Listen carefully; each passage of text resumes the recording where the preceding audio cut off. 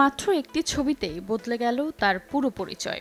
সাইয়ারা মুক্তির পর অনিত পাড্ডা এখন শুধু বলিউডের নতুন সেন্সেশন নয়, বরং এক প্রজন্মের আইকন হয়ে উঠেছেন। আহান পান্ডের সঙ্গে তার এই অভিষেক সিনেমা ভারতে ইতিমধ্যে আয় করেছে ৩১০ কোটি রুপি, আর বিশ্বব্যাপী মোট আয় ছাড়িয়ে গেছে ৫১৮ কোটি রুপি। শুধু তাই নয়, বলিউডের বর্ষসেরা ব্লকবাস্টার সিনেমার তালিকায় নাম উঠে এসেছে সাইয়ারার।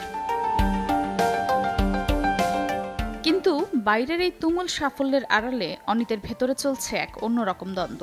ভক্তদের ভালোবাসায় আপ্লুত এই অভিনেত্রী সম্প্রতি ইনস্টাগ্রামে দিয়েছেন এক আবেগঘন বার্তা। অনিত লিখেছেন, আমি জানি না আপনাদের কারো নাম, তবুও ভালোবাসি। এই ভালোবাসার ভারটা বুকের ভেতর গুমড়ে গুমড়ে উঠছে। আমি জানি না কি করব, তাই শুধু ফিরিয়ে দিতে চাই সবটুকু। এছাড়া অনিত আরও লিখেন, ভবিষ্যৎ আমাকে ভয় দেখায়, যদি আমি যথেষ্ট না হই, কিন্তু যতটুকু আছে আমার ভেতর তার সবটাই দিয়ে যাব। যদি কাউকে একটুখানি হাসাতে পারি, কাঁদাতে পারি, কিছু মনে করিয়ে দিতে পারি, তাহলে হয়তো এটাই আমার কাজ হবে। তার এমন বার্তায় ভক্তরাও জানিয়েছেন প্রতিক্রিয়া।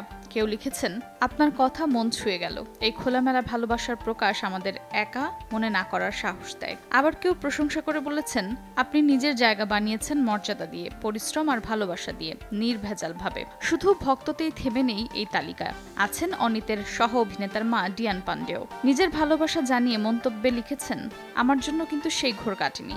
আহানিত চিরকাল আমার হৃদয়ে থাকবে। অনিত অভিষেক সিনেমাতে যেভাবে নিজের অভিনয় দিয়ে জায়গা করে নিয়েছেন তা বলিউডে সত্যিই বিরল। আর সেখান থেকেই অনিত এখন নতুন এক যাত্রার পথে। সামনেই আসছে তার অভিনীত কোর্টরুম ড্রামা ন্যায়, যেটি শুটিং করা হয়েছিল সাইয়ারাতে চুক্তিবদ্ধ হওয়ার আগেই।